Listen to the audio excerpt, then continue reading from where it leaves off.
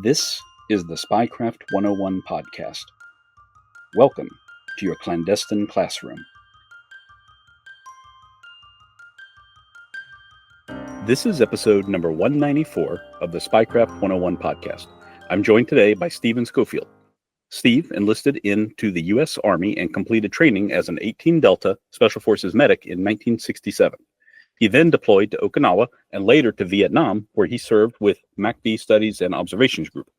Afterwards, he left the U.S. Army to join the U.S. Agency for International Development and spent nearly 6 years working in Laos, providing medical services to the local population and supporting the secret war effort in the region.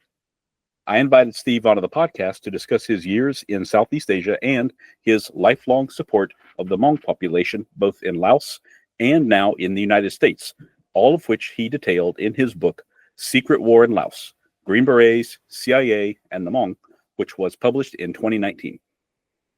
By the way, if you're looking for a way to get friends and family as interested in history as you are, or if you want to learn something new and unexpected every month, then make sure to check out History by Mail. Every month, History by Mail will send you reproductions of famous and influential historical documents from American history. Accompanying the documents themselves are articles which put them in the context of their times and help you understand the impact they had on the course of American life. Topics are widely varied, so you're always learning something new across themes that include historic conventions, American wars, and foreign diplomatic relations. I'm really enjoying my own subscription because it's opening my eyes to historic events I knew nothing about. You can subscribe for yourself or gift a subscription at historybymail.com for as little as $6.50 a month. Just click the link in the show notes of this episode and use the discount code Justin10 for a permanent 10% off your subscription. Steve, thank you for being here.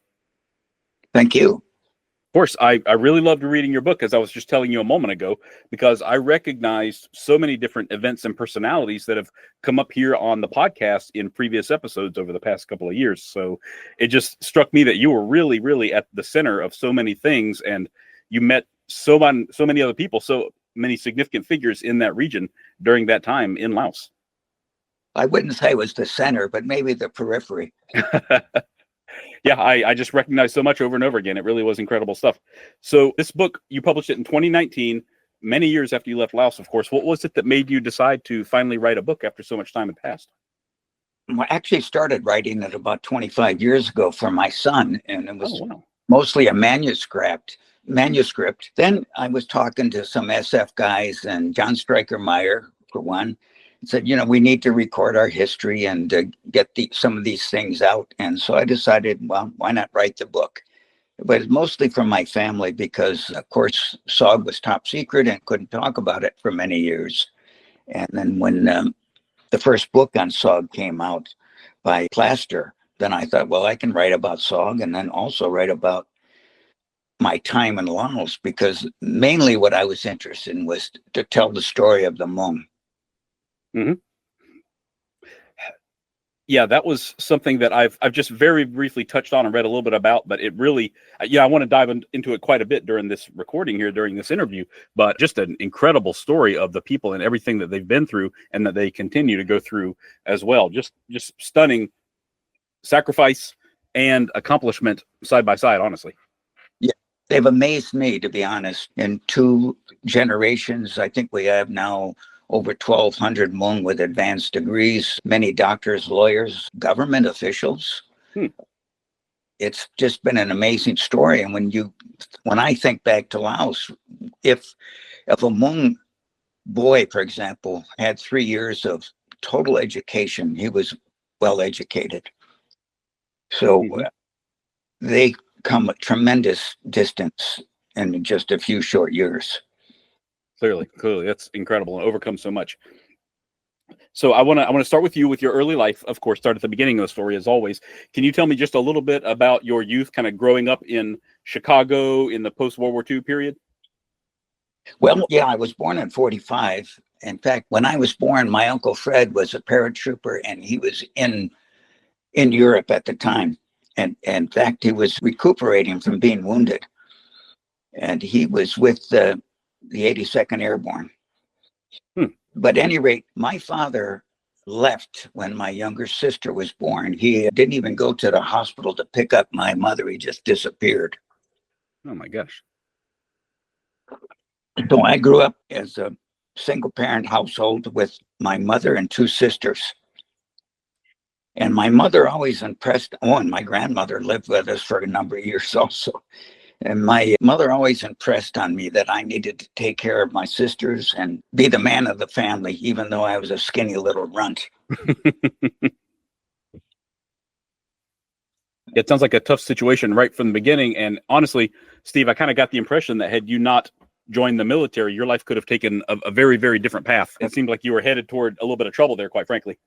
Most likely. And I was a brawler. I don't know why, but maybe because I was picked on quite a bit because of my size, but I liked to brawl.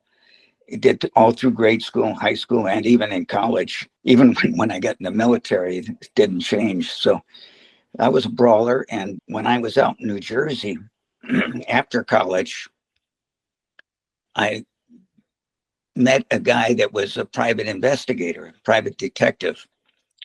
And he would get me to involved in some of the things that he was doing. He took me to New York City, where we hung out in bars that mobsters like Joe Bananas hung out in. And then his big thing was getting divorce settlements, because you had to prove negative activity basically to get a divorce. So what we would do is set up these huge reel-to-reel tape recorders in women's houses, and then he would coach them on how to provoke the husband to get the evidence, basically. And we'd be hiding outside with pistols just in case. Oh my gosh.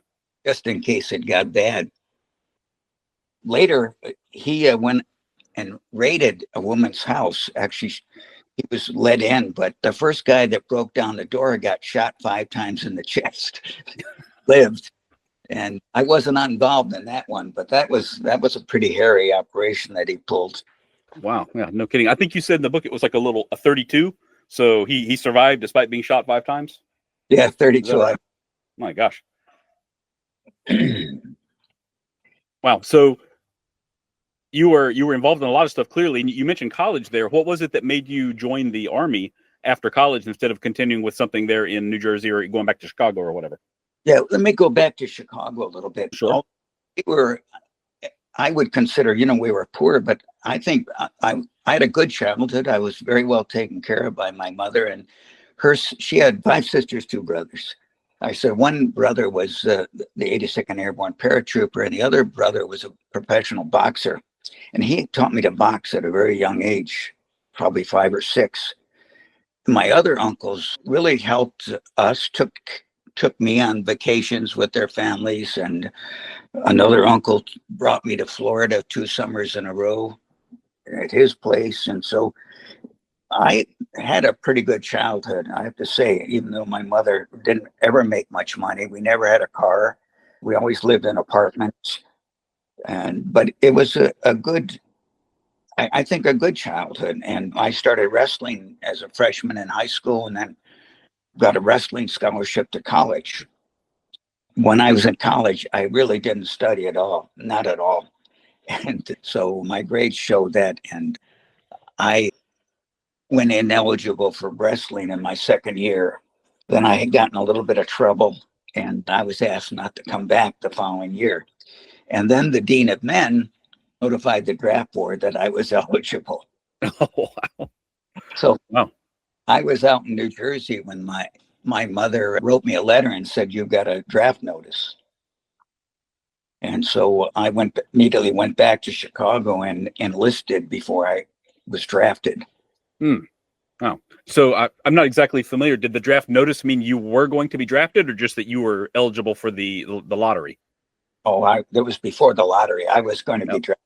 Okay, I see. So yeah. You enlisted, I guess you get a little bit more like freedom of choice when you enlist voluntarily then? Yeah, that was the idea. Well, maybe go back a little bit. When I was in college, I wrote a term paper on the war in Vietnam and special forces and how they might win the war. But my final paragraphs, I quoted North Vietnamese general said this be a long drawn out war. Americans will not stay the course, and we're going to win this war. This was 1963. That was my final paragraph. Wow. But, so I was probably a little bit better read than most people on the war. And I just decided I didn't want to go to Vietnam after a couple of months of training with a bunch of draftees. I wanted to go to jump school, airborne, and go from there. While I was in basic training, the Special Forces recruiters came to the base and said, anybody that wants to, hear our pitch, come to the auditorium. And there maybe were 200 people there.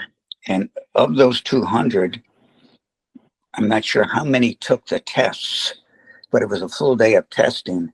And only 2 of us were then asked to volunteer for Special Forces. Oh my gosh, only 2. Wow. Right. I think that you kind of mentioned what it was like a little bit training alongside the draftees, and that sounds like an incredibly tough environment with a bunch of people who absolutely do not want to be there. Yeah, again, I had been wrestling through high school and 2 years of college. In fact, when I was senior in high school, we won the Chicago City Championship. But at any rate, and I was on a wrestling scholarship, and I had 2 winning seasons in college. And so when I got there and I saw these sort of chubby, overweight, unmotivated guys, I mean, it's just, this can't be right. And at one point during basic training, well, again, back in basic training on Sundays, we had off, and I'd either box or weightlift on Sundays. And then the drill instructors put me in charge of physical training, PT. And that lasted about 3 days. They complained so much that he decided I wasn't going to be in charge of physical training. But yeah, it was eye-opening, to say the least. I can imagine. And as I understand it, so you ultimately went through the medic training, and that sounds just extremely difficult. It's very long training, apparently, and extremely difficult as well. Did you choose that, or was it chosen for you? It was chosen for me, and I wanted to be a weapons man. I'd been shooting since I was probably 14 or 15. I had weapons. I had rifles. In fact, I had an M1 carbine. But at any rate, yeah, I wanted to be a weapons man. And when they told me once I was accepted, they said, you're going to be a medic. And I said, I don't have any choices. No, you had 2 years of zoology in college. You're going to be a medic. Okay. But it turned out to be, one of those life-changing things that changed my entire life. Mm-hmm. And medic training was difficult. And back then, even there was a little bit actually quite a bit of harassment to make the course even more difficult. And it was a lot of study. Of all those that started with me, only 11% graduated with me. Oh my gosh. So it was very intense training. The written part and the study part was difficult for a lot of the guys, not so much the practical parts, but we did learn pretty much nursing care, veterinary care, dental care, surgery, tropical disease, and of course trauma. And so our instructors were dentists, nurses, doctors. It was just a really intense and very good training program. And we had dogs to operate on. Now they'd use goats because of the animal people got upset about dogs. But they would get dogs from the pound, and we'd have a week or 2 to get them healthy. And then they were anesthetized and shot in the rear leg. And then our job was then to debride the wound, keep it open. We weren't allowed to give them antibiotics, and nurse them back to full health so they could walk again. Wow. With no antibiotics too. I'm shocked by that, honestly. Good wound care and nursing care, basically. So then after they were walking again, they would take them in under anesthesia again. And we were to amputate a foreleg and do a good amputation. The surgeon standing right there with us and did the complete amputation. And then they killed the dog on the table. Oh my gosh. And this is after you had nursed it back to health in the first time. So you spent a lot of time with this animal. Yeah, it was my first dog. Oh no. Oh man. Really loved that dog. Oh man, Steve, I'm sorry to hear that. Yeah, that's a tough one. I totally understand the value of the training and the necessity, but that's tough to hear. I'm sure it was tougher to go through too. And I think it was part of the whole mental training, that they really impressed on us, the toughness, and you had to be tough. And basically said, you're going to have people die and you're going to be there and it's your job to keep them. Mm-hmm. Again, like I say, it was outstanding training. I don't think that I've ever been exposed to anything like it. Mm-hmm. Yeah, it does sound incredibly necessary and just forward thinking, certainly. But it's tough. It's emotional cost. I mean, just hearing about it, brings up a lot of emotions, honestly. So, was there a point during all this training where you realized that being a medic was for you, or like working in the medical field, like that you had decided that weapons wasn't for you, that you wanted to work in medicine? Well, I would like to say, not to disrespect the other specialties and special forces, but we medics thought we were hot shit because of the training and, the responsibilities we had for the entire team. And so, yeah. Yeah, it sounds like it. I mean, you've been through it, such a tough selection process and rigorous training and all that. So you've got something to be proud of, no doubt about it. Yeah. Were you surprised then after all of this training that you went to Okinawa instead of Vietnam or elsewhere?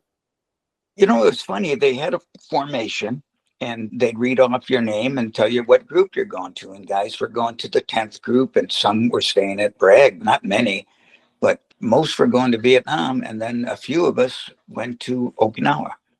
Mm-hmm. So I was surprised at that, but not really disappointed.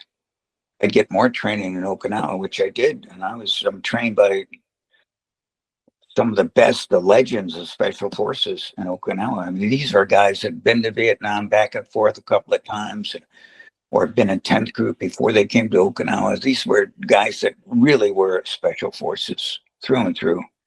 Mm-hmm. And it was just more good training. And I often wondered if guys that straight from training group went to Vietnam, how they did without the extra training I got in Okinawa. Sure. Yeah, it's understandable. You want to be as well trained as possible before you go over. Was it all kind of geared towards unconventional warfare as you would see, or did the Okinawa group have like a different mission that they had to focus on? Yeah, Okinawa was basically Southeast Asia Action Force, it was called. So it had for all of Asia.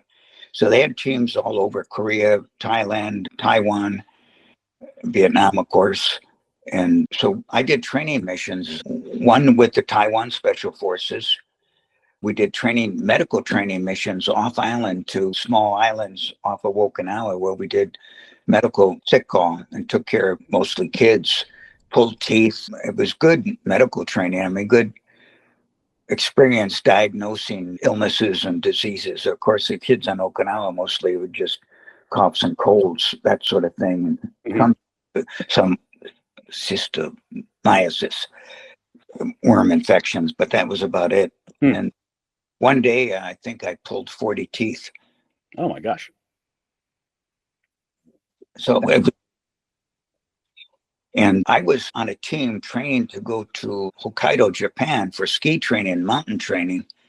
And we were practicing on a grassy hill not far from our barracks. And with these huge wooden GI skis just going down this grassy hill. And that was our training to go to begin actual ski training in Japan. And I was there training, and the sergeant major called me into the office and said, "Steve, how would you like to go to Vietnam?" I said, "Sure, I'd love to." "Where am I going and what am I going to do?" He said, "I can't tell you, but you're going to be replacing a medic who was wounded at Khe Sanh." And so that's how I got to Vietnam. And we loaded up at the Marine Corps Air Facility in Okinawa, C-130, all our gear, get to the airfield, sit and wait like normal. I'd been drinking with my girlfriend to be my wife of 54 years. And so I was a little bit hungover also. And then we get on the airplane and flew for about an hour and the engine went out. So we returned to Okinawa, sat there for another 4 hours in the hot sun, finally get on the airplane again. And we're now 45 minutes to an hour out of Da Nang, and another engine goes out. So we landed on 3. And, my feeling was, well, this is not getting off to a very good start.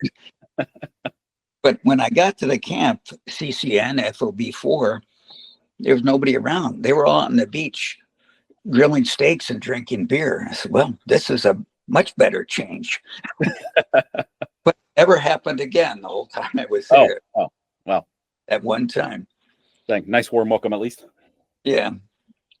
At any rate, I joined a team from Okinawa, and I knew one other guy on the team. My senior medic was a great guy, Doug Hardy, guy that'd been in SF for many years. And my team sergeant was also a really good team sergeant. And we were friends up until his death. But it was a good team. And our basic job there was to run the Hatchet force. And the Hatchet force was made up of basically Chinese from Cholan and Saigon. They weren't really known, that migrated out of the Kuomintang, out of China. They were maybe second or third generation from those guys. Okay. And we're just kids. I mean, they were very young. I mean, we had 14, 15-year-olds. And so our job basically was to train these guys, and we did. I did medical training. I assisted with weapons training and squad tactics. We put them all through jump school. We did jump school right there in FOB4.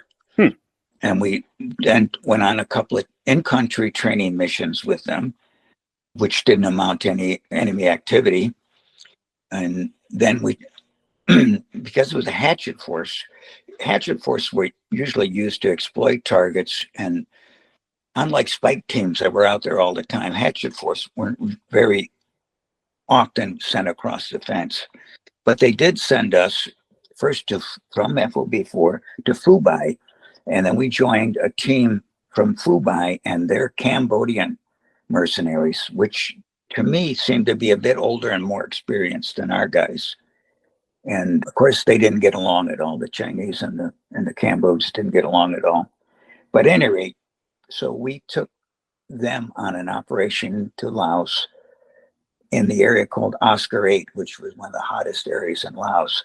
And the night before we were inserted, there was an arc light in the area that we were to go and do a bomb damage assessment.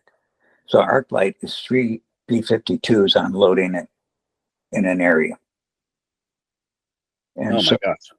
First night we landed on a grassy hilltop and dug in right there, which I thought was kind of unusual because usually you want to move away from where you land because all the helicopter activity. But we, again, and all night long, we heard tracked vehicles, and whether they were repairing part of the Ho Chi Minh Trail below us or there were tanks, we didn't know. But all we had to address the tanks were M79s, which would do nothing, and Laws, which were almost useless. So the next day, then we moved down to the area that had been bombed, and it was still smoking. And I mean, the bomb craters were almost touching each other. That's how close they were. And so we walked through that area looking for signs of, anything. All we did find was basically some white porcelain insulators up in the trees, but that was really about it. No bodies or anything. And then we spent the night right there in that bombed area. And that night, across the next ridge line, we saw hundreds of lanterns for NVA moving. And so we then went up this mountain. It was an all-day uphill mountain. And the mountain was shaped like the Rock of Gibraltar. It was a sort of easy slope one way up, and then 3 sides were fairly steep. So there's only one way up and one way down. So it took us all day, and I was carrying about 80 pounds of equipment. Weighed 140 pounds at the time. Long day. My gosh, yeah, I can imagine. And this was this your first contact with the enemy then, since you arrived in country? Yeah, no contact yet. Okay, yeah. So we then put toe poppers, M14 mines behind us, buried those as we went. Then as soon as we got to the high point of the ridge, the other team with the Cambodians went a little bit further to the highest point, and then we were on the next little knoll.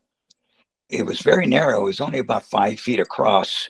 And then we started digging in on either side of this trail, basically. Also, a chopper came in and dropped a chainsaw in water because we hadn't had any water since the previous day when 2 days before it went across the stream. And the stream was in a little valley that was black. All the vegetation was black and oozing from Agent Orange. And this little stream, I'm sure, was very well contaminated, but we filled our canteens there. So anyway, chopper comes in, brings water, ammo, SF guy, and a mortar, a 60 mortar. And he starts putting rounds down out in the valley below us. They also brought a chainsaw, and so I volunteered to go up, and they tied a rope around me, and I cleared the trees to make a better landing zone for the helicopters. So I'm on a rope with a chainsaw, very noisy, obviously, and clearing the trees, small trees and brush. Get back up, get in my hole, and it's just getting dark now, and they hit us. They really opened up with automatic weapons, and most of them were coming from the opposite side where my hole was. So I crawled out of my hole, stuck my head up to sight my rifle down the mountain, and I got hit in the face right away. And it was just a scratch, but it knocked me down, broke my nose. So I was the first casualty I treated was me. I set my nose with my 2 little fingers, stuck them up there and set my nose straight. And then I heard somebody calling for a medic, Baxi, Baxi. And I crawled over to my machine gunner, my Chinese machine gunner, and I asked him if he was hit, and he sort of waving his hands like I'm okay.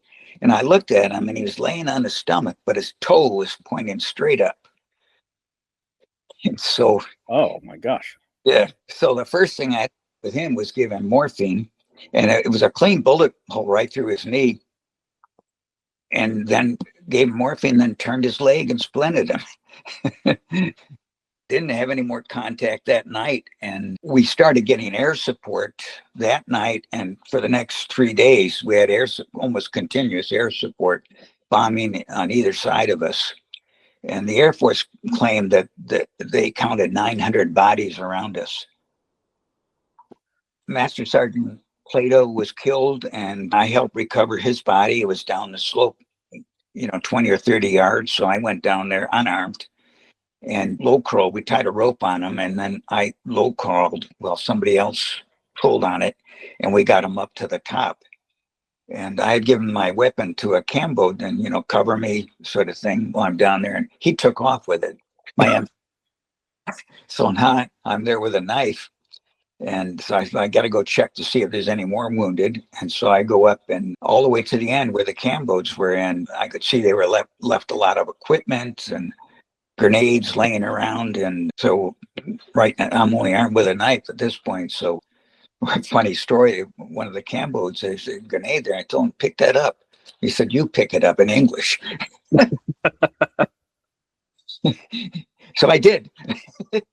And so I went back and we got back in my hole. And the next day we had airstrikes again all day. F-105s, mostly from Thailand, dropping 500 and 750 pound bombs. After one strike with 750 pound bombs, again, boxy. So I go crawling over there, and there's a guy, and he's got a goose egg on his head. I mean, it looked like my thumb, a real goose egg, like in the cartoon. And he points to this piece of shrapnel, probably weighed 3 pounds. It was the casing of a 750 pound bomb, an inch and a half thick and curve. And apparently the concave thing came down through the trees and hit him flat on the head. Oh my gosh. So being the smart ass I was, I dug in my pocket, found some aspirin, and said, take these and call me in the morning. And so I'm going back, and I checked my buddy, one of the demo guys. He had his M79 laying in the dirt next to his hole, and it had a CBU pellet right through the barrel. So that's how close they were putting that stuff in on us. Oh wow. CBU, like a piece of shrapnel or something, or is it like a CBU is cluster bomb? Oh, okay, got the cluster bomb. Yeah. ball bearing type, about a ball bearing basically, and it just punched a hole right through the barrel of his M79. Good God. Yeah, so a lot of air support. And the other thing is, we were there now 4 days, and we're on the fifth day or fourth day, and we call and say, we'd like to be extracted, and we get a message back. You're on a 5-day mission. This is day 4. Call us back tomorrow. It's just typical bullshit. Wow. Yeah, some guy in a talk with a fan running. Yeah, I'm imagining. Yeah, air conditioned. Yep. My gosh. Next day, the choppers start coming in. First chopper comes in, a Vietnamese flown H-34, comes in from the basically the Ho Chi Minh Trail side of this ridge line. And as he's in a hover, I'm on the landing zone with the wounded. And we had maybe 12, 15 Cambodian Chinese wounded, mostly leg wounds, not anything really serious, but, we're going to evacuate them. So this H-34 is coming in, and it's eye level with me. Coming in, an NVA jumps up and just hoses it down with his AK. And I could see the fuel spurting out of the engine. I could see the pilot's face. The pilot just did one of those things where he rolled it over and tried to gain speed and momentum going down the mountain, but crashed in the valley. And apparently everybody was killed. But that, brings the story of John Robertson, who was on that chopper. Yeah. I wanted to ask you about that. Yeah. So I don't know if I'll go into that now or later. Yeah, please. His name has come up briefly on a previous episode. I doubt that many people remember right now, but if you don't mind talking about him a little bit, his story kind of endured for decades after that. Yeah, he was a medic, and a movie crew from Canada went there and interviewed this guy who claimed to be Robertson. He had dementia. He couldn't really speak English. He'd been accused before of impersonating Americans, but he was a Frenchman, basically, I think. Very tall, and he looked a bit like Robertson. And his story was that the Vietnamese, he jumped out of the chopper before it crashed. The Vietnamese captured him. He was locked up. He had a nurse that took care of him, and he ended up marrying that nurse and living in Vietnam and had a family. So anyway, they did a DNA test on him, and it turns out it's not John Robertson. But I checked, and there were 6 John Robertsons on the Vietnam Wall. So who knows if they got the right Robertson, the right DNA, whatever. I still don't know if this guy was legit or not. I was in that movie for about 3 minutes talking about the shoot down of the helicopter. But at any rate, the Canadians bring him to Canada and bring his sister up there. His sister says, "That's my brother, John." Mm-hmm. So I don't know what to think, at this point. This guy goes back to Vietnam, and that's basically the last I heard of him. Yeah, I've seen some clips. I have not watched the full documentary on it, but I've seen that clip where he and his sister are tearfully reunited. And, is it brother and sister reunited, or is it a con artist, taking advantage of a woman who's seeing what she wants to see? That's the kind of the central question there. And it's very, very confusing and just a shocking story all around. But you said he is listed as KIA now, like he's on the wall and in the VA rolls as KIA and all of that. There are 5 John Robertsons on the wall. Okay. Did they get the wrong John Robertson? Who knows? Mm-hmm. The family refused to give DNA. I think they ended up getting it from an uncle or a cousin. And again, because,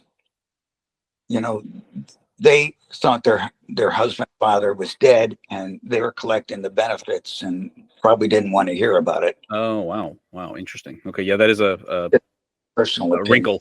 Yeah, I hear you. That is a wrinkle in the whole story. Certainly interesting. Yeah, I don't know what the answer is there, but that is a shocking and very sad story to hear it drawn out like that, and so much confusion and division over the issue. Certainly, but it's amazing that you were there and you watched the helicopter go down yourself too. Yeah, I mean, it was not 30 yards in front of me. Mm-hmm. If he would have come and crashed on the LZ, I probably would have been crispy critter that went along with. Wow. My gosh, a lot of close calls there. It sounds like for you. Yeah, and so then after that, Huey started coming in, and what they would do is that when they'd come in, we'd start shooting down the hills, both sides, and the pilots then first pilot, didn't land. He flared off, said, "Don't shoot. We can't tell if it's enemy or you guys. Throw grenades." So every time a chopper would come in, we'd throw grenades and they'd kick off a case of grenades. And so we first evacuated the wounded, then I think it was the Cambodians, then our Chinese. Americans were the last to leave. And I think the team with the Cambodians left after our team pulled out. But it was one of those things, you get on that chopper and wow, don't shoot us down now. Let's. Yeah, I'm amazed that you made it through that. Honestly, it sounds incredibly hairy. Yeah, and the other issue was we had run out of water, and I think I'd been without water for at least a day and a half. Oh my gosh! I had a half a canteen of water in my hole, and I brought a Cambo wounded, and I put him in my hole, and he'd been shot 5 times through the legs with an AK. So when I was on the LZ with the choppers, this kid drank my half canteen of water. Really upset. Wow. Well, yeah, I bet you probably needed to stay in the fight more than he did. Yeah, but at any rate, so we all got out, and so the 2 American KIA would be Robertson and Plato. And it turns out Plato was from Okinawa also, married to an Okinawa woman who my wife's sister knew very well. Huh. It's a small world. Yeah, kind of. it certainly is. But when I was low crawling with Plato, I mean, I had his blood and guts all over me from low crawling him up the hill. So, and a couple of days before, I got a leech on my leg, and my whole right leg was stiff with blood. And I had this gore and blood all over the rest of me. I mean, I really looked like a sight when I got back to base. And my nose and my face all swollen up. Oh, yeah. Unrecognizable at that point, probably. Yeah. So instead of going to the club and getting a beer, I drank 4 Cokes and then got bored for about a half hour. Wow. So, Steve, you tell the story kind of matter-of-factly in the book, of course, and you're making some jokes right now, but was this like terrifying as it was all going on, or did you feel like your training had kind of fully prepared you for what happened, or what exactly? Yeah, I think the training was there, and I was surrounded by good SF guys. I mean, that was the main thing. I was a low-ranking guy, and these were guys, and I had all the trust and confidence in the world in these guys to, bring us through it. Man, that's good to hear. That's incredible, in fact. Team leader, he wasn't the brightest bulb in the closet, but the rest of the NCOs were fantastic. Good. Incredible. So if I recall correctly, your tour was 6 months in Vietnam. Actually, right? About 5 months, because I replaced a guy. It was normal tour and wounded at Quezon. Our team had been at Quezon and then came to FOB4 right when I joined them. Okay, I see. So was this like the major action of the tour? Was this 5-day battle in May? Yeah, it was the only time we went across the fence and the only time we really had contact. I mean, on the training missions, we never came across any VC. In camp, there was a Marble Mountains right on the edge of the camp. And because I was a low-ranking guy, I pulled duty up there, security duty, about half a dozen times. So it'd be me and a radio operator and 2 or 3 indige. And we'd spend the night up there. And the last part of getting to this little flat area on the top of the cars was you had to climb a rope. And while I was climbing the rope, VC took a couple of pot shots at me. He didn't come close, but they were dinging off the rocks. And so that was the only other time I had contact. And then one of the nights I was up there, I had binoculars, and I was watching the Marines that were on a base on the ocean side coming. They sent a squad out of their base and walking through the village, main road of the village, basically. They got hit, they got ambushed. And the Marines, about 1,000 yards away on another peak, opened up with a 50 caliber. So some of the Marines that were wounded in that operation were hit by the 50 cal. And another time, right in the intersection of the road going back to Da Nang and this road through the village, the Marines found a small mine in the middle of the road. So they put a demolition charge on it, told everybody to stand back. there was a 250-pound bomb underneath that and just blew the hell out of the whole area. Oh, man. So, and then we would get probes in the camp, and my job was to be the loader assistant 4-deuce gunner for the heavy weapons sergeant, who was my roommate. So when we get probed, then we'd get out to the 4-deuce and start dropping illumination rounds to light up the camp. But nothing really amounted to any of that ever. Okay, the 4-deuce is a mortar, is that correct? 4.2-inch mortar. Okay, gotcha. But interesting thing, 2 weeks after our team left, that's when FOB-4 was hit with 16 American Special Forces killed, largest loss of life in SF history. And so we think some of these probes were probes to see what we do. And so on that attack, they came in from the beach side, sappers. They threw satchel charges and grenades into all the buildings, and most guys were caught running out the door and shot or blown up in their bunks, basically. So not only were there 16 KIAs, I think there were more than 60 wounded also. Golly. Do I recall, Steve, correctly that during that battle there was like a very young boy in the camp who was a real help to the SF guys, like he was pointing out the sappers or something like that? Yeah, I have a great photo of him too. When we were doing jump training, we put a parachute on him and took care of him because the parachute was bigger than he was. Yeah, but it reminds you of the John Wayne movie Hambone. It's that sort of a little character. Wow, it's incredible that kid right there caught in the middle of a pitched battle like that and kept his wits about him. Yeah, incredible. So, Steve, after this tour, you went back to Okinawa. What made you decide ultimately to leave the Army not too long after that? Well, I met my wife. I asked her to marry me, and she said no. I'll never marry a crazy Special Forces guy. If you get out of the Army and get a good job, I'll reconsider. So my senior medic, Doug Hardy, got a letter from a guy by the name of Don Dugan, who was, again, another medic of his era, and said, would you like to come to Laos and do basically the same stuff you're doing in Special Forces, but at twice the pay? And Doug said he couldn't do it. He had to get back home. His mother was sick. His brother was sick. He had to go back and take care of them, but recommended me to Don Dugan. And Don Dugan said, okay, good enough for Doug, good enough for me, and wrote me a couple letters, told me a little bit about what I might be doing. I said, okay, I'll do it. Sign me up. So I extended for 4 months just to make sure everything was going to happen. And it did. It seemed like everything was moving forward. So in those 4 months, went to the Philippines and trained Philippine Special Forces. They were involved in trying to eradicate New People's Army, which were the Chinese-backed Huks in northern Luzon. And so we parachuted in northern Luzon and basically looked for those guys. Never did find any, but spent 2 months in the jungle in the Philippines in the mountains and came back.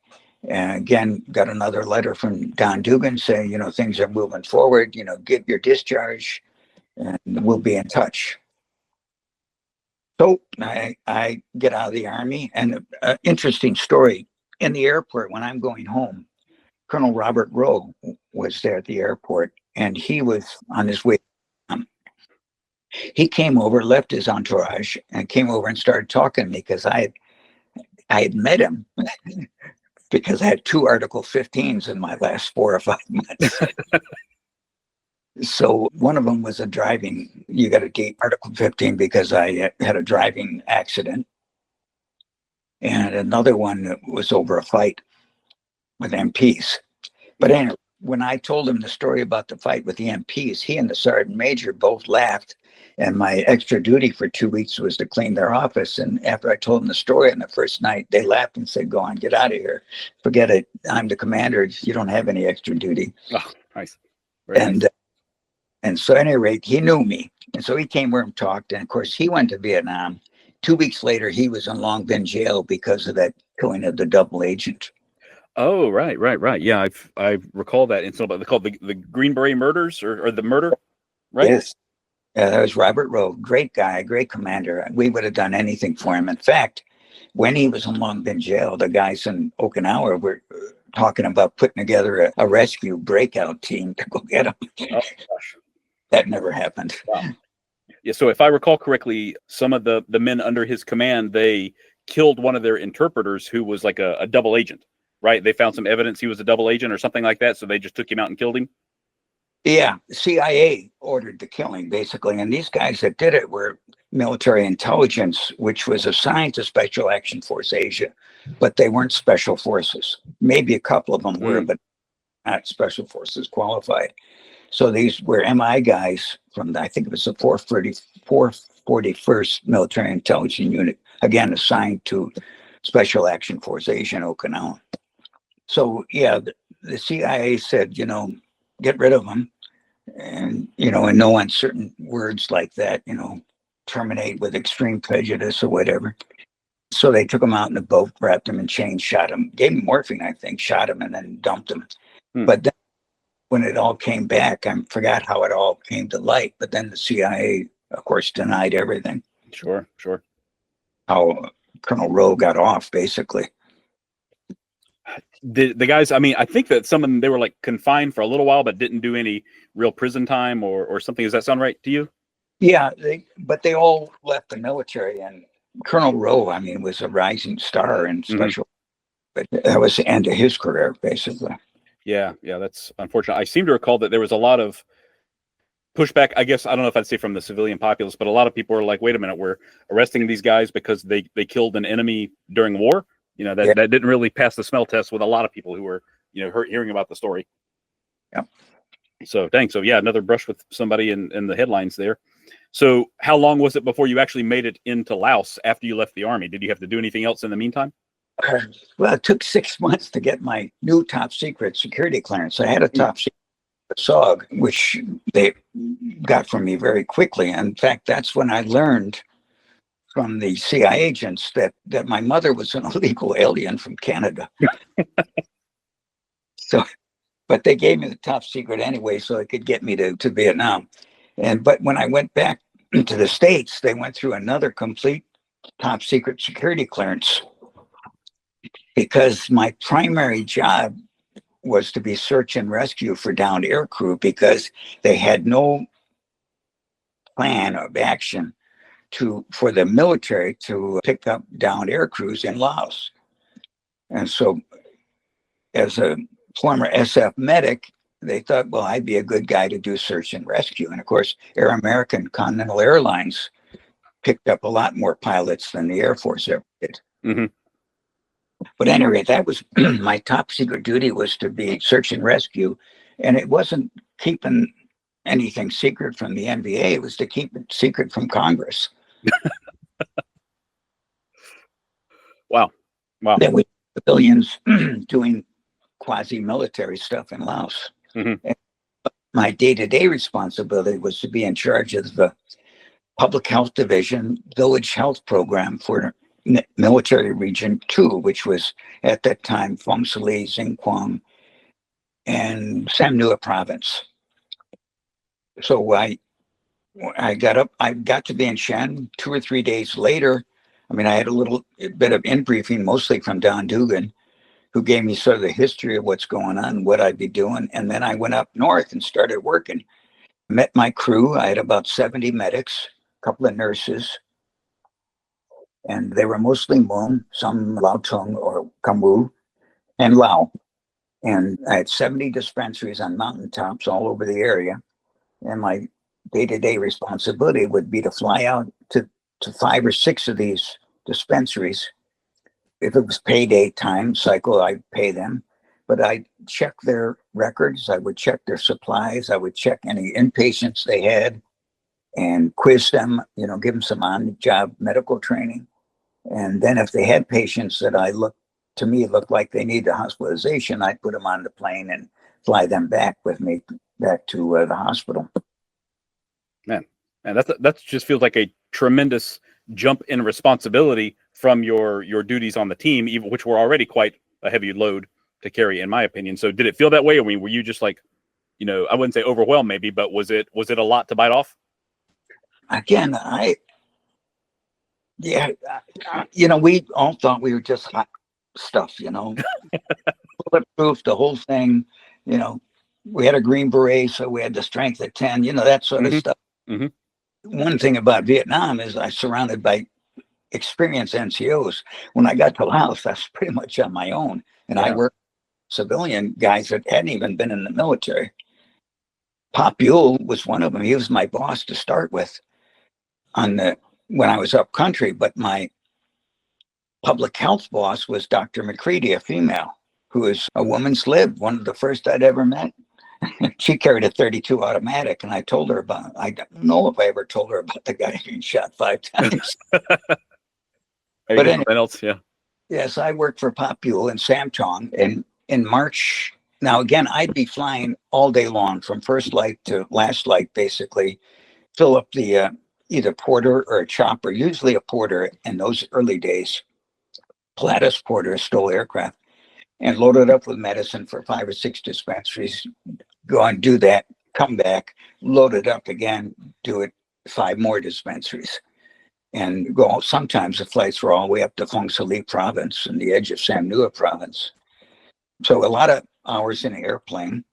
And so in March 1970, the North Vietnamese were moving in towards Samtong, where I was based and where I was living.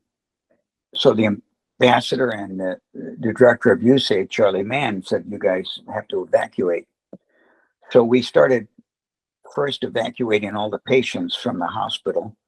And then everybody started flooding the airstrip. At one point, I think we had 13 aircraft on the ground, everything from Twin Otters to choppers to porters to helio couriers. And so we'd load them up and move these people to an area called Ban Son, which was a public works road camp, building a road from Bien Chen to Long Chen. So anyway, all day long, loading choppers, trying to keep the pigs off and let a couple of chickens go, but no pigs. Wow. Women and children, no men, basically. And then some of the guys were trying to get on the airplanes, and I had to forcibly stop them. But at any rate, it was a long day, and I wanted to stay and see if we could disrupt these guys if they did come in. Albert Four, the Frenchman, who had been a Foreign Legionnaire, and I roomed together, so we thought we could stay and maybe beef up the local police and military that were still there. But Vassar said leave, so I packed up a duffel bag with everything I could and left. And that was the end of Samtong. They were hit that night, and then the Hmong Air Force bombed the crap out of it. There wasn't much left. So no more presence there after that? No, none at all.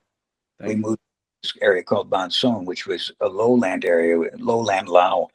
Samtong, I think, was around 3,000 feet, and you didn't have a lot of malaria there. Above 3,000, 3,500 feet, the malaria wasn't that bad. There was some, of course, but it wasn't bad. But when we got to that river valley, malaria was just everywhere. Everybody come down with malaria.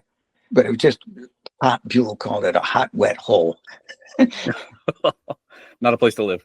No. So we pretty much had a medical warehouse there and a little office, and started doing the same thing, although a lot of it now was picking up refugees, and we could find them moving.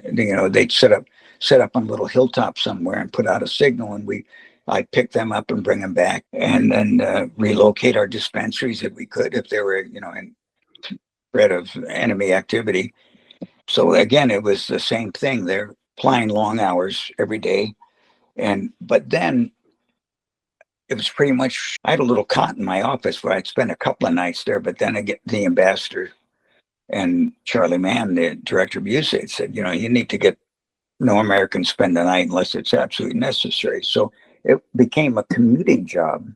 6-7 days a week, get to the airport early morning, wait for the weather to clear, have breakfast, get on the airplane, fly for 30 minutes in bad weather, sometimes 2 hours, trying to get in. And then once we got there, start the same thing again. And then 4:30, 5:30 at night, get on a plane and come home. And by this time, my wife was there. We had a son. So I'd come home and have a nice dinner and drink a couple of glasses of wine. Next morning, get up and do it all over again. Oh my gosh. That is so strange to me to think of, spending night with the family and then getting in a plane first thing in the morning and going off to these war-torn, conflicted regions there and then back home again that night. That's incredible. But did it work for you? I mean, were you happy there? Was your wife and child happy there as well? Yeah. I mean, Vientiane was a very safe place. My wife had never been out of really her hometown or Okinawa. So it was a shock for her, but she adapted pretty well. I bought her a little 50cc motorbike that had baskets on it, and she would go to the morning market, which was where you could get your food and meat and vegetables. And the morning market was just a big open area. Some areas had covered tarps and everything, but in the dry season, everything was covered with flies and dust. And in the rainy season, everything was covered with mud and dust, mud and flies. So she'd bring everything home and wash it in a solution of and filtered water. Everything got washed. Oh, wow. And that was a full-time job for one maid to keep the water filters going and move water. And we did have a little commissary, which we would get some things, but most of the stuff we got off the local market.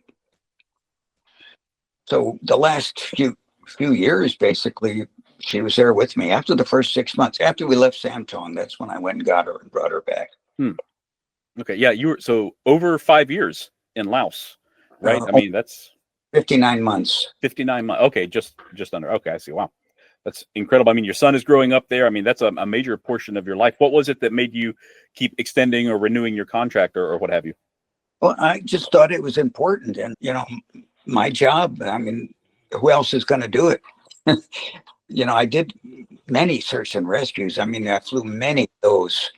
Most of the time, it was just searching. That was the thing. And somebody else would find a crew before I did. And then when I did find a crew, it usually was recovery, not rescue. Yeah. So anyway, that was, again, it was an important job. And, I thought it was important and I enjoyed doing it. Mm-hmm. Yeah, totally understandable. These missions, was this mostly recovering or rescuing? Was it Air America or was it like the Project Raven guys or like a mix of all kinds of pilots? Yeah, a mix of all kinds. Two of the ones where I did recovery, well, one was Air Laos, so they were locals that crashed off the end of Longchen. They were all dead. Another one was, there were so many, but one that really sticks in my mind is one of a Porter pilot who was ex-Special Forces guy, come to work for Continental Airlines, and he augured in, and I got to his crash fairly quickly. And in a Jet Ranger, I found him, and his whole body was broken up. His head was just barely hanging on. Every long bone was broken. In order to get him in the Jet Ranger, I just folded him up and put him in a rice sack. Oh, God. And then put him on the floor and brought him back to Vientiane to the embassy guy picked him up at the airport. Man, oh man, that's hard to imagine. Yeah. Steve, do I recall another story? I don't really remember the details off the top of my head, but there was maybe another family that thought that their pilot loved one had survived and was still in Laos for years to come after that. Also, Am I remembering that correctly? Yeah, this is a Royal Air Lao, American pilot, co-pilot, and Thai kicker, rice drop, C-46. Yeah, C-46. They were flying in bad weather and just about 50 feet too low to hit the peak of the tallest mountain in Laos.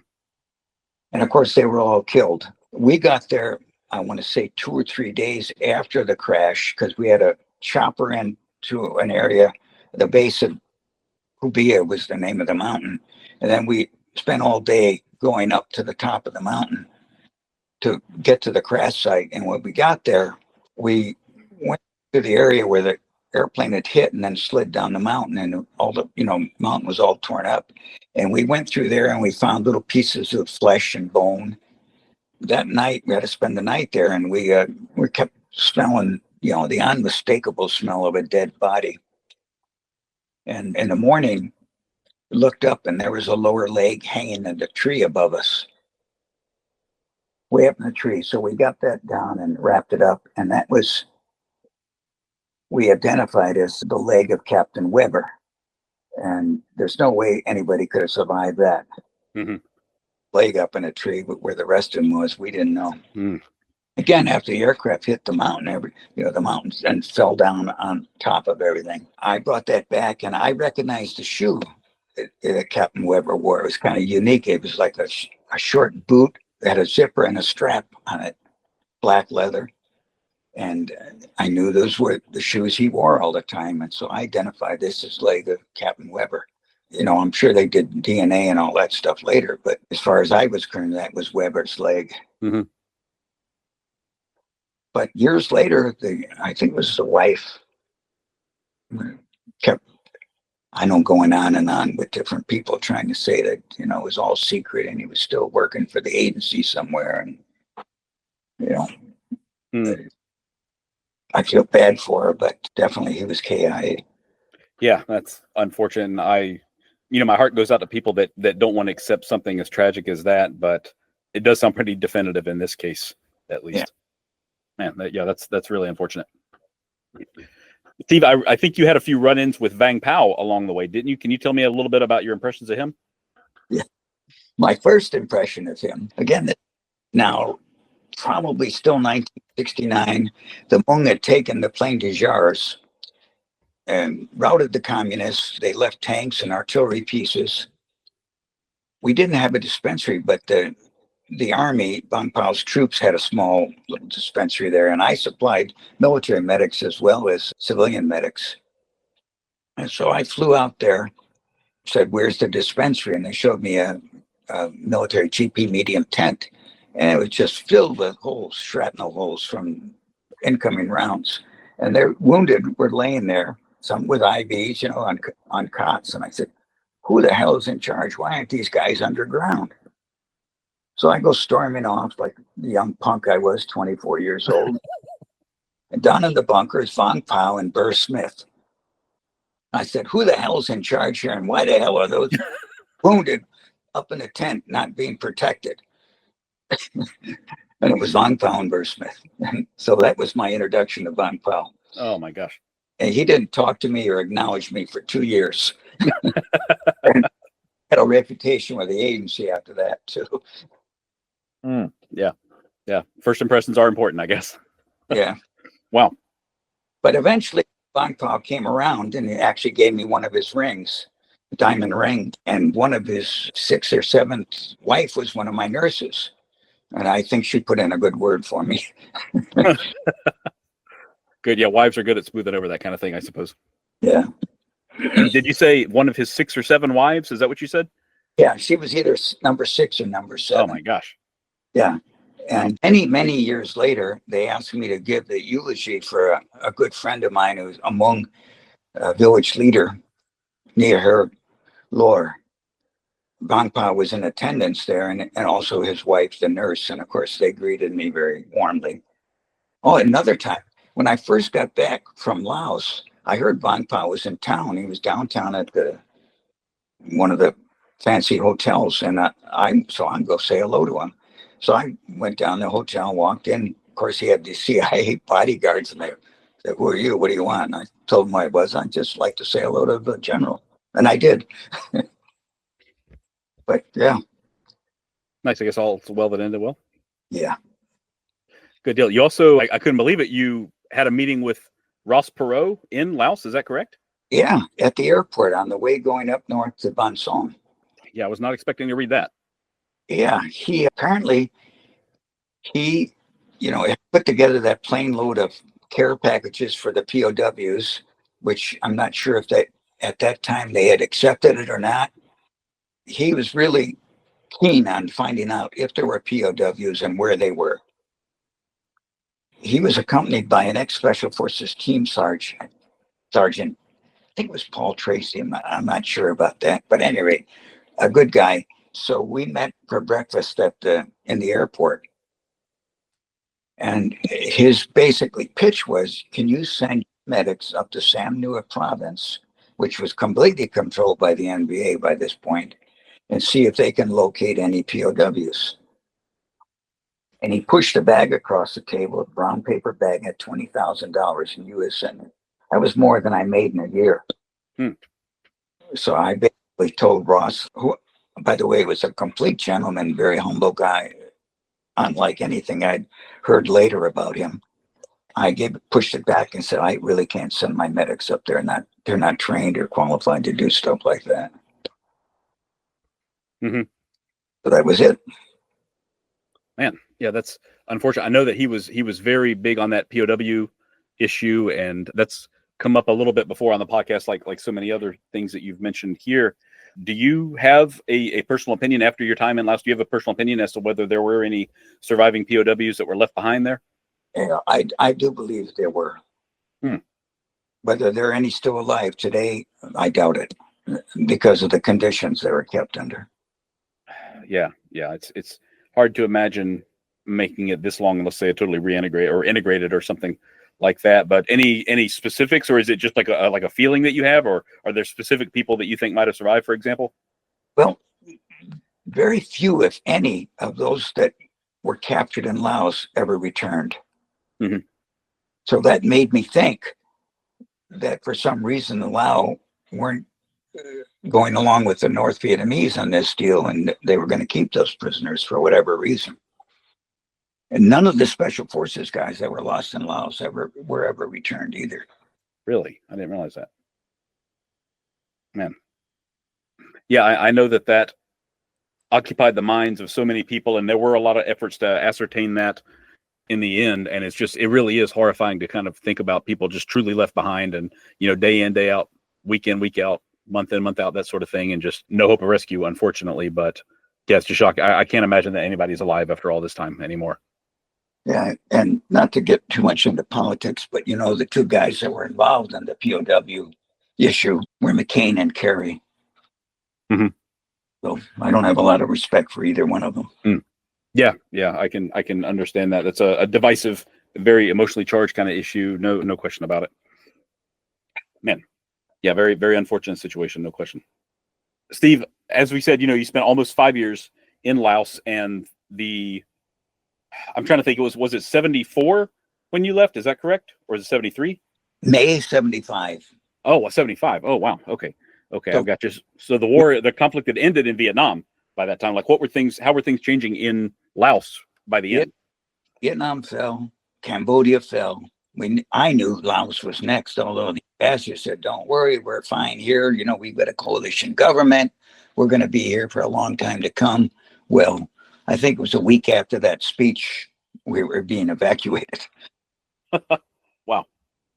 So, yeah, my wife and son went out on an early flight to Bangkok. In that case, I accompanied them to the airport in the Laos with their AKs, wouldn't allow, in fact, they wouldn't even load the airplane with the baggage. So I helped load the airplane.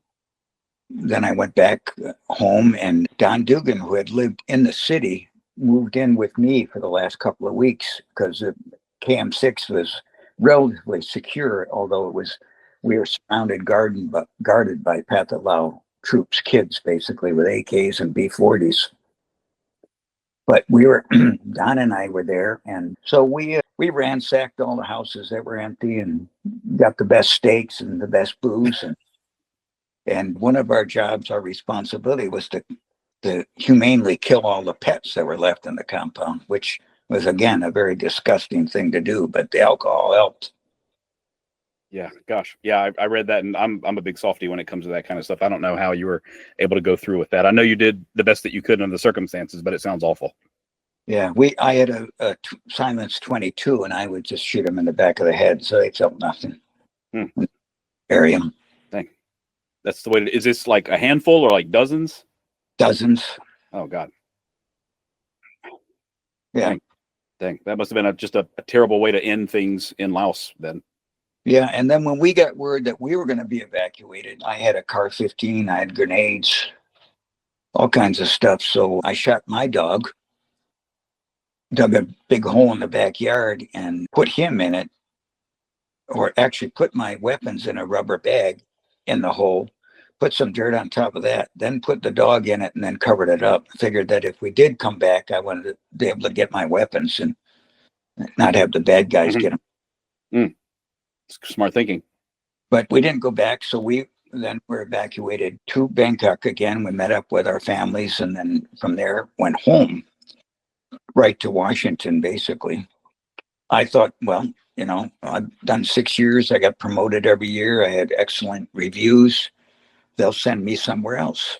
And got back to USAID, and basically a pink slip. We don't need you anymore. So I'm talking to the personnel people. I said, you sure? Isn't there any place for me? Again, all the USAID people in Vietnam and Cambodia were already back and probably got the assignments that were available. Oh, yeah. But, we had 1,500 people in Laos, but there were probably 5,000 in Vietnam and maybe 1,000 or less in Cambodia. But at any rate, and then the USAID personnel officer said, well, you didn't work for us anyway. You work for the CIA. What? Wow. Paycheck said USAID, right? Yeah. Gosh. I think you did mention at some point. I mean, you were a USAID employee, but they were being reimbursed for all expenditures in Laos or something like that, right? Like all the funding did ultimately come from CIA. Moved the CIA medic out of Longchen when I got there, and I basically replaced him. Oh, okay. Bob Dingledang was his name. But at any rate, so then I said, well, I'll go to the CIA and see what they have to say. So you didn't work for us, you worked for USAID. So back and forth. And oh no. That was it. I was out of a job, wife and kid, no place to stay, no nothing. So my sister let us stay with her for a while, and then we finally got an apartment. I got a job doing remodeling, basically construction work. Started school at night, and GI Bill. Let's see, I had a couple of offers. Certainly, after returning, one was Ross Perot. His outfit, I forgot the name of it now, but anyway, they had the contracts to put medics into the Sinai peacekeeping. Contact me. I flew out to Dallas, and they said, we want you to start in 10 days. I said, in 2 weeks, I'm going to graduate from college. It's taken me 16 years from the time I started. I want to get my graduate. Can I make it in 2 weeks? And they said, no, 10 days. I said, basically, screw you. And oh my gosh. I mean, I didn't want to work for people that were that uptight. Yeah, understandable. But so then later, not too much later than that, actually, there were 3 different times. The second time, I was contacted by a guy who said he worked for the agency in Washington. How would you like to go to Angola as a medic, working for us? And it's $50,000 a year. I think the most I had made in USAID was maybe $30,000. So it was a big increase, and said, they basically, the guy said, we'll be in touch with you. You have to bring your own stuff, which I assume were weapons or whatever, sidearms, maybe, I don't know. So 10 days go by, and then I'm looking at the Chicago Tribune. It says Angola Falls. Oh man. Yeah. So I called the number again, and the guy answered the phone, some construction company. Of course, the phone, so we don't know anybody by that name. And the phone bill came back from McLean, Virginia, CIA headquarters. Oh my gosh. But anyway, that probably was a bullet I dodged, because there was a medic that went to Angola. He had been in Laos, and he'd also been in SOG. We're both SOG medics at the same place, FOB4, didn't know each other. He came to Laos then with the CIA, and I'd run into him every once in a while. Had no idea he was a former SOG medic, and he had no idea I was either, I guess, because we never talked about it. We couldn't. And his name was George Bacon. He had been wounded in the FOB attack in August of '68. Then he'd come to Laos. He was a very bright guy, but I thought it a little bit weird, because he had a toothbrush sticking out of his mouth, and pocketbook, and just had no idea he was a SOG medic. He didn't fit for me for some reason. But at any rate, so he went to Angola as a medic and was killed there. Man, yeah, I've read a little bit about his story, not much, honestly, but it sounds like he got there and it was like a fly-by-night kind of mercenary operation, totally unprepared. He was by far the best qualified guy there, is what it sounded like to me. Yeah, and typical CIA screw up.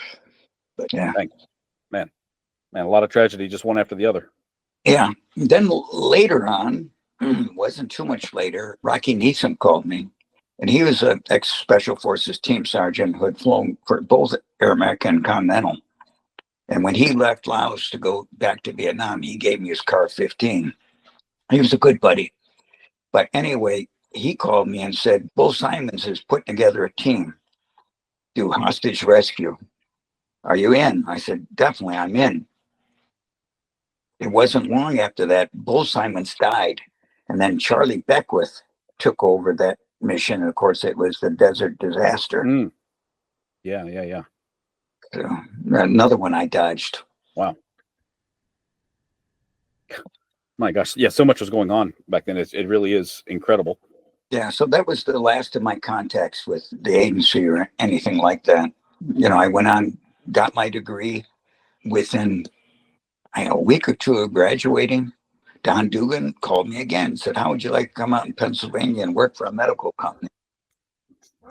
What will I be doing? He said, well, you'll be training guys just like you did in SF, and they're all foreigners. I said, okay, sounds good.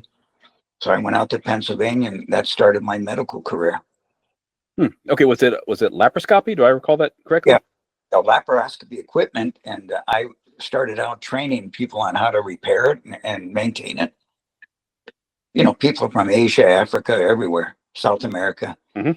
Always had an interpreter if I needed one. And then we had the head of marketing was a guy from Denmark, and he'd been stay behind the lines in World War II with OSS. Was a real character. And he headed up marketing for this company, and Don Dugan worked there, and then I worked there. So we had 3 special operations guys basically in the marketing department. And so he called me in one day and said, you're doing a good job training, but how would you like to be in marketing and sales? I said, no way. He said he gave me 2 weeks training, basically, how to write up a marketing plan. He gave me a whole list of contacts, 16 countries in Asia, 14 countries, sorry. And said, here's a list of where to stay, who to contact, what to meet with. Pack up all these suitcases with instruments and don't come back with any. And so that's how I started my medical sales career. So I go out and spend 6 weeks, 3 or 4 days in each country, and then come back for 6-8 weeks and do it again. I did that for 3 years. Wow. Once again, flying all over the place, huh? Yeah. Set up distributors and work with government agencies, UNFPA and WHO, and got our equipment in as the family planning choice in several countries, including Korea. I also did a big operation in China in 1980. I brought a doctor from Johns Hopkins who ended up becoming a very good friend, and another from Duke.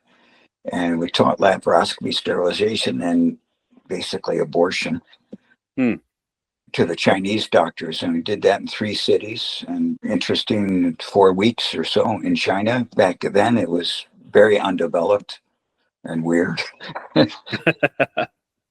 But so I had an interesting career. I have no complaints. Well, yeah, certainly sounds like it. Can you tell me a little bit about your involvement with the Hmong, the population here, I guess the diaspora here in the United States? I know that's kind of a very near and dear to you, right? It is. I have some very close Hmong friends that we stay in close contact with. In fact, I talked to one yesterday who called me, wanted some slides because he was doing a presentation for his daughter's high school class, and he wanted some of my slides, and I sent them to him. And he's a little guy I took a picture of him in 1969, standing next to a Jeep, and he's about 11 or 12 years old.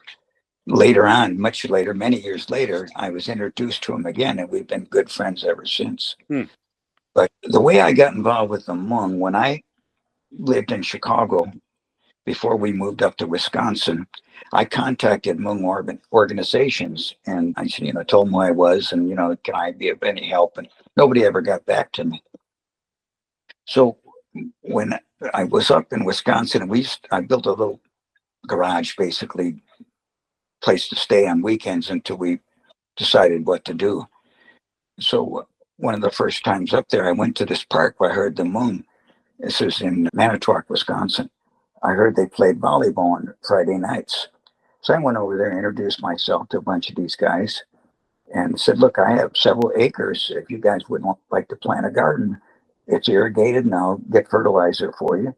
And the next day, 100 people showed up with these little holes and started chopping up the weeds and planted their garden. Oh, wow. And so that was my sort of introduction back into the Hmong. And then I joined the Hmong organization there in town. I was a board member, met many Hmong veterans. And at one point, I was meeting with Hmong veterans in Milwaukee. And I broached the subject of, we need to somehow start gathering a list of those that served and were killed in the secret war, because there were no records. And the only way we're going to do that is by talking to families and get the names of their brothers, uncles, fathers, whatever. And so we can start gathering a list of those that were killed. And then why don't we try to build a memorial? So it was basically my idea to build a memorial. And many years and all kinds of trials and tribulations, we finally built the memorial in Sheboygan. Yeah, I have not visited it in person yet, but I've seen a lot of photos, and I just saw a photo of you from the 2023 ceremony is how I realized that you were involved, as a matter of fact. But it's very beautiful. I've seen some amazing ceremonies take places where it sounds like a real centerpiece of the city, as a matter of fact. Yeah, and in fact, when we first approached the subject to the city council, we asked for a little section of a park in the city of Sheboygan to put up a memorial of some kind, and we had some rough ideas. We did a presentation at city council, and they basically turned us down. So we again went at it. We organized a Hmong, and several of those city council members that voted against it weren't reelected. And we put our proposal again, and they gave us a beautiful spot right on the shores of Lake Michigan to build a memorial. And again, it was a long drawn out process. First, they said they couldn't do it unless we had the funds already in hand. And I had made this DVD, and I'd already raised $30,000 with the DVD. I approached all the veterans organizations that I knew, including Air America and everybody, and got their support, buy-in on it. And then basically, I had to write a letter to the city council saying I would personally make up the funds if we didn't get them. And that they approved it. And so we started this memorial, and I actually helped build it, helped place the panels, wrote a lot of the script that's on the panels that tells about the city. Wow. Very cool. And I did not realize that. And more than a few times I've been a guest speaker at the memorial celebration, including the one where it was dedicated in 2005. And that dedication, and the governor was there. There are all kinds of dignitaries. Father Bouchard was there. He's another character I met in Laos who I've become great friends with and still stay in contact with. Yeah, we had congressmen there, and it was quite a celebration.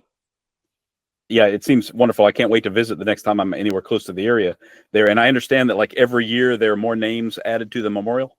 Right. Yeah. Again, we're trying to get as many names as we can, and there's a cost of about $200, I think, to get the name engraved, and usually families have come up with that. And if they can't, we have funds set aside for that to pay for that. Great. Yeah, I ran a fundraiser a couple of years ago and raised about $1,000. I think it was $1,028 or something like that, and sent it along. So I'm glad to know that helped with 5 names that time. That was in 2022, I think. So very good. Thank you. Yeah, of course. Yeah, I'm not sure. I hadn't mentioned that to you before, but yeah, it's just a great thing that I like to support and remember a lot of what's happened. So knowing that I can have myself and my listeners anyway can have a tangible impact on memorializing history is great, and I'm glad to see that still goes on every single year as well. Yeah, I was the guest speaker last year, or featured speaker, I guess they called it, and not this year.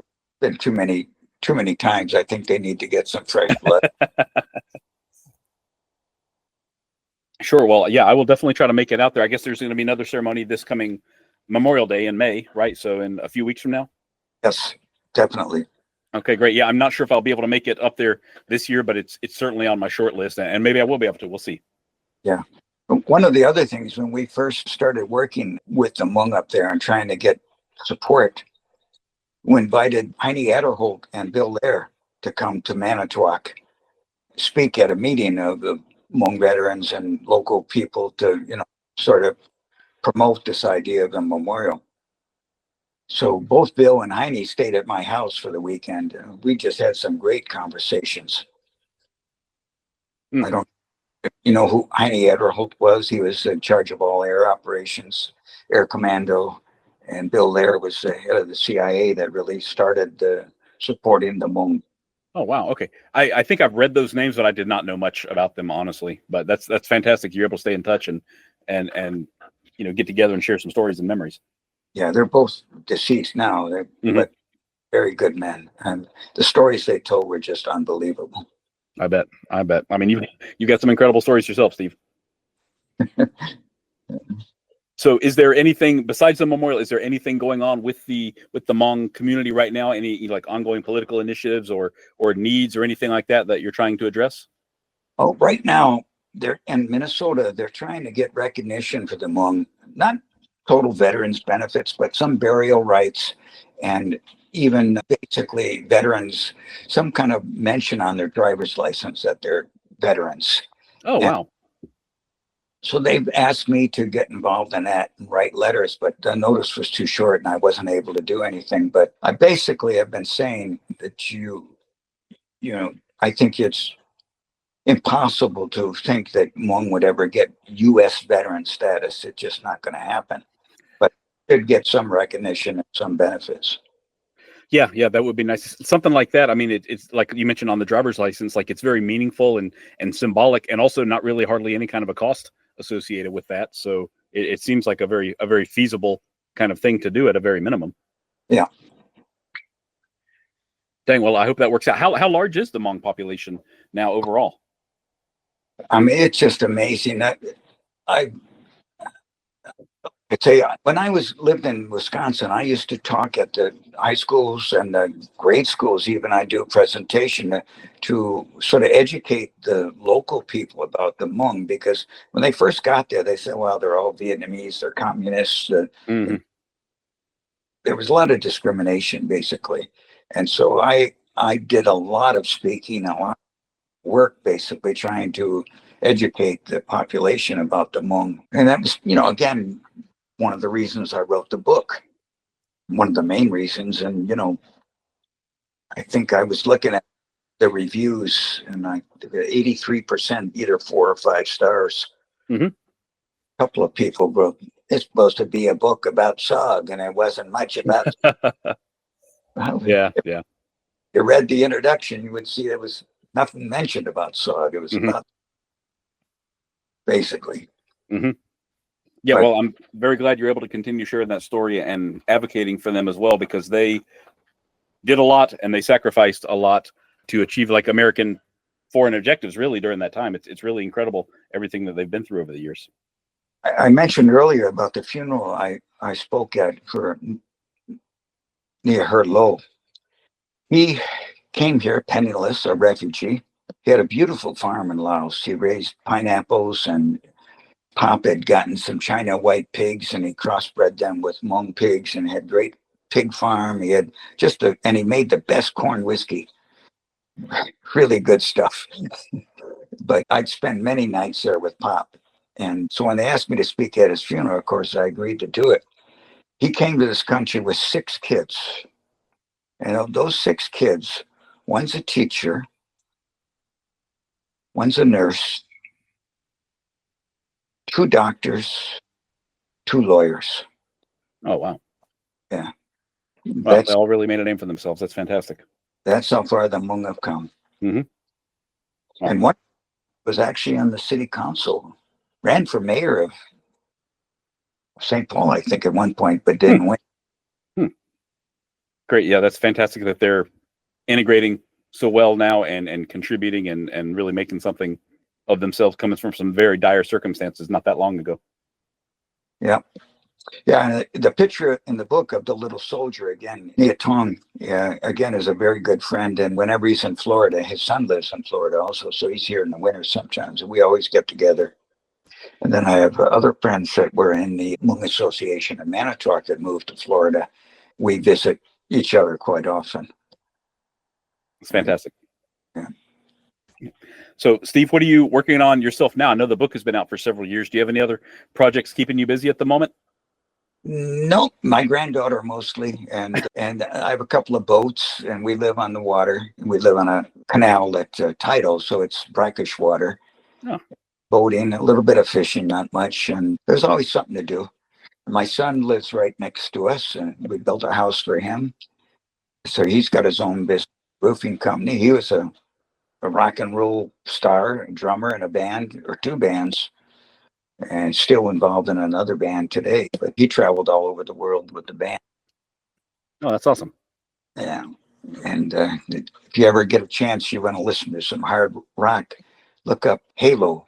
It's the name of the song by Soil. Soil? Okay, yeah. I do remember you mentioning that in the book. I'll have to look him up for sure. Yeah. He's a good drummer. Good. Very nice. Very nice. Yeah. Wow. Well, Steve, this is really fantastic. I really appreciate you, sharing this story with me and taking the time to do so. For those of you who want to read, as I always say, we can't cover nearly everything that is in the books, just in a single conversation, of course, but you would absolutely love this story. No question about it. The book is titled Secret War in Laos, Green Berets, CIA, and the Hmong by Stephen Schofield. Stephen, do you have like a website or social media pages or anything like that if people want to get in touch with you after they listen to this episode? Yeah, it's basically the same title as the book. Oh, really? Okay, so we can just find the website like that? Yeah. Okay, great. Yeah, we'll provide a link in the show notes of this episode. You can just click on it and get right there and get in touch if you'd like to. Right. And, I think I was, when I wrote this book, again, it was mostly for family, and I probably gave away 300 copies to family and friends. And that was what I thought as far as it was going to go, basically. Stryker Meyer, who was one of the guys that sort of influenced me to write the book, his daughter edited the book. Oh, wow. So at any rate, he in fact did one of the forwards, and Steve Leopold, Colonel Leopold, who was a POW for 5 years, the whole time I was in Laos, wrote another of the forwards. Very cool. Very cool. Yeah, I think I've maybe communicated with John Stryker Meyer a little bit online. I'll have to go back and check for sure, but I've seen him all over. He's a huge advocate and a very well-known personality as well, a public figure, essentially. Really an amazing guy. Yep, definitely. Very cool. Well, Steve, thanks so much for your time. I really appreciate it. And thank you for sharing the story with me. You're welcome. It's my pleasure. Thank you. Thank you. Take care. Bye-bye. If you're interested in more of Spycraft 101, look for my page on Instagram at Spycraft 101. You can also find more great articles on my website, spycraft101.com. Thank you all for listening, and I hope you'll stick around because there's lots more to come. Disclaimer. This podcast is for entertainment purposes only. The stories and statements expressed herein are experiences and opinions. They may not reflect the views of the host or the production studio. It's okay if you disagree with our content. No piece of media is right for everyone. If you love Spycraft 101, please check us out online, on Instagram, on YouTube, and especially on Patreon. Thank you for listening.